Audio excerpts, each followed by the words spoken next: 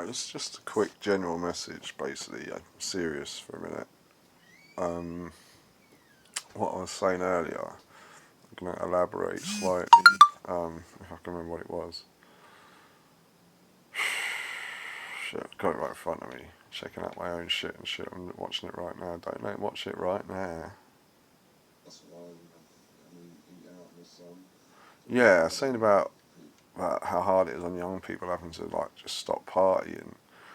And I know that you can't change people's points of view, and I know you can never turn judgmental people into non-judgmental people, but I just want to say, in all seriousness, man, I know it's really, really easy for anyone to take life for granted. We all do to some degree. Most people are careful. Addicts don't really have that ability. So, I mean, I knew I was fucking myself up, but to me it was worth it. Do you know what I mean? To live the life I wanted to live and I just didn't really expect to have to. I didn't really expect to have to stick around to face the consequences. It's the truth. I wasn't afraid of dying young or in middle age. I'm certainly more afraid of dying of old age and rotting away with cancer. Because let's face it, if you live long enough, you're going to get cancer or Alzheimer's. Man, that's a fact of life.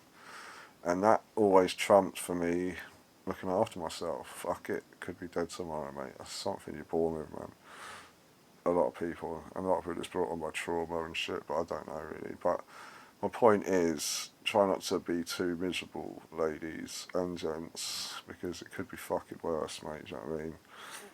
It is a very sad thing when young people have to stop partying because they might die if they don't. But it's an amazing thing. I know a beautiful girl that I actually couldn't help myself. Man, you're not supposed to sort of get naughty, but she was just some young Indian girl, and you don't find many Indian chicks in recovery. And she's a model, man. She's 23 and she is totally sensationally gorgeous. And we met on a meeting and we were chatting and stuff. And I got the feeling that, you know what I mean, if she was to just, because she was still a bit wild and stuff, and she's not really, she is clean, but she relapses, and she's the type that if she relapsed, she'd be on the phone to me saying, "Get round here now," and fuck me like a fucking madman. Do you know what I mean? And I just started having all these. I could just tell.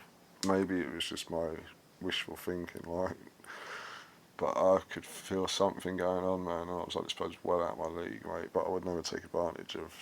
But with her, I don't know, mate. She was so sexy. But basically, we said I got drunk one night and started sending her all this stuff. Not bad stuff, just saying I think you're fucking gorgeous and I just want to fuck you just once and all that, and then we can just put it to bed and forget about it and be friends, like. But she said, don't worry about it, mate. That's the thing. You say things to people in recovery. It's not like saying it to normal people. Like, you can, they say, look, mate, no, nothing's a shock to us, mate. We've seen it all, do you know what I mean? She's only 23 and she was on the hard stuff, man, crack and all that. And I say, she's basically said it's probably best that we just keep our distance, like, but good luck with recovery and all that. And I said, yeah, mate, I'm always there as a friend. So she totally, like, all I did was send her some, like, pictures of, like, naughtiness and shit. And she was fucking cool about it. The next day I thought, what dicks, I was drunk at the time.